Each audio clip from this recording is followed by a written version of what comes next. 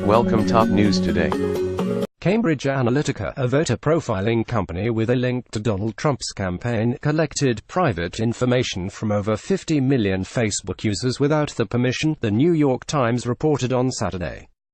While the information wasn't stolen, it was gathered via an app that asked for consent before accessing user data. The information was being used for a purpose that wasn't transparently disclosed to the users. They had been told it was for academic purposes, but the Facebook data was sold to Cambridge Analytica, a foreign company funded by right-wing billionaire and Trump donor Robert Mercer, and then used to create psychographics or demographics that help in targeting voters. Paul Grewal, Facebook's vice president and deputy general counsel, told The Times that this was a scam and a fraud, since the social media site was also unaware that information had been sold to a third party, which is against Facebook's terms of service. Protecting people's information is at the heart of everything we do, Grewal stated. No systems were infiltrated, and no passwords or sensitive pieces of information were stolen or hacked. Nonetheless, Grewal said that it's a serious abuse of our rules, and Facebook suspended Cambridge Analytica's account. According to The Times, the Facebook data that was stolen included details on users' identities, friend networks, and likes. In a statement, Facebook said they requested that Cambridge Analytica and Dr. Alexander Kogan, who created the app, delete the data. The NY Times reported that the data still exists unprotected on Cambridge servers. In a series of tweets, Cambridge Analytica claims they complied with Facebook's request. That in might not seem like very much information, but those small details help political strategists in big ways. Vox points out that in a 2016 speech, Alexander Nix, the CEO of Cambridge Analytica, whose board included members like Steve Bannon, explained how this information could help politicians. You know the personality of the people you're targeting.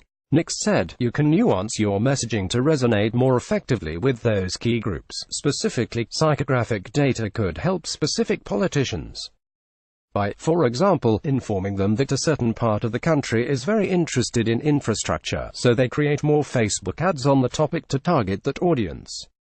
The candidate might even hop on a plane and give a speech about infrastructure in the town.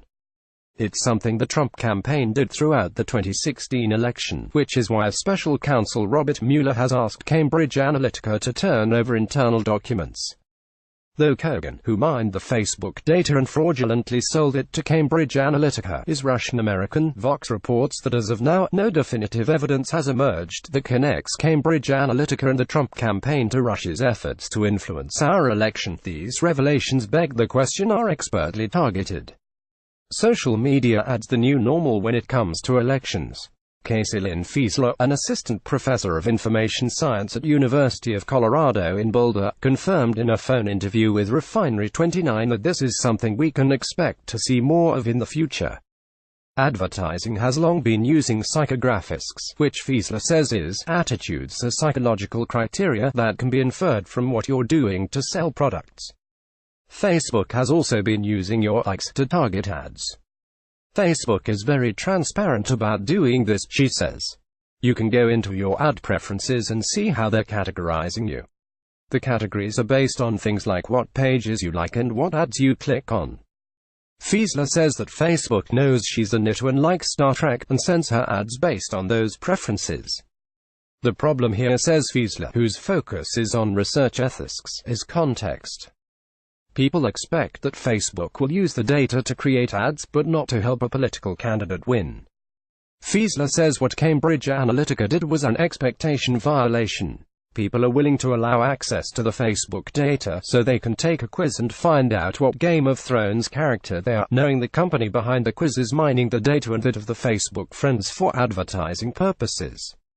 But in the case of Cambridge Analytica, which got its information second-hand from an app created by Kogan, who in turn got access with Facebook's permission, there was a sense of safety. I think it's safe to say that if people were told truthfully what it was for, Fiesler said, of the data being used for political gain, people would have cared, if it's true. As Facebook claims that the social media conglomerate was lied to by Kogan about the purpose of his research, Fiesler said it's hard to place too much blame on Facebook. There's the question of how much ethical responsibility Facebook has to its users, but when someone else breaks the rules, it complicates the conversation. Can we expect people to follow the rules? Fiesler asks. Or should a platform be doing something more serious to make sure rules are followed? After asking this, though, Fiesler says that there is actually a more important conversation that needs to be had after the Cambridge Analytica story. It's an even more complicated one about media literacy. Saying this is a technological problem is too simplistic. Fiesler says, Facebook can come up with rules and algorithms that will detect fake news and flag it. You can put a band-aid on it, but it's not going to fix the underlying problem. Why are people creating it? Why are people sharing it? Why are people believing it? These are really hard problems to solve, which is why it's simpler to blame Facebook. The problem is that targeting voters on social media is going to continue to happen in politics, and it's only going to get more advanced. It's hard to stop psychographic advertising with rules and regulations, which is why the public has to learn how to identify it. Facebook can and should help in the process, but ultimately it's up to its users to learn how to detect it on their own.